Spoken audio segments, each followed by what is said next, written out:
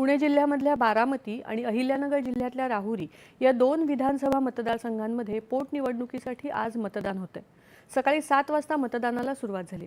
सकाळी 9 वाजेपर्यंतच्या आकडेवारीनुसार बारामती मतदारसंघात 8% तर राहुरी मतदारसंघात 6% मतदानाची नोंद झाली। बारामतीमध्ये विद्यमान उपमुख्यमंत्री सुनेत्रा पवार तर राहुरीमध्ये अक्षय कर्डिले हे प्रमुख उमेदवार निवडणुकीच्या रिंगणात आहेत।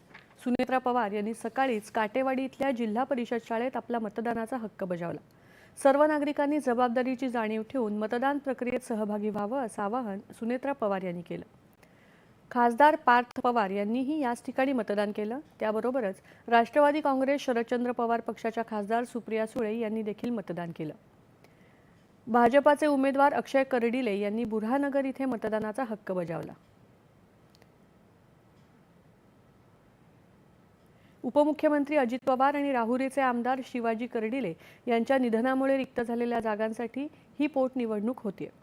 बारामती मतदारसंघात एकंदर 3,84,579 मतदार असून त्यामध्ये 1,93,771 पुरुष आणि 1,90,684 महिला मतदारांचा समावेश आहे।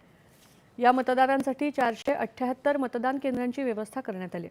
कायदा आणि सुव्यवस्था अबाधित राखण्यासाठी सर्व आवश्यक उपाययोजना करण्यात आल्या। राहुरीमध्ये 3,33,545 मतदार आपला मतदानाचा हक्क बजावणार आहेत। मतदारांना सुरक्षित आणि निर्भयपणे मतदान करता यावं यासाठी सर्व 374 मतदान केंद्रांवर आवश्यक सुविधा उपलब्ध करून देण्यात आल्या आहेत। या सर्व केंद्रांवर वेबकास्टिंगद्वारे थेट लक्ष ठेवलं जाणार आहे।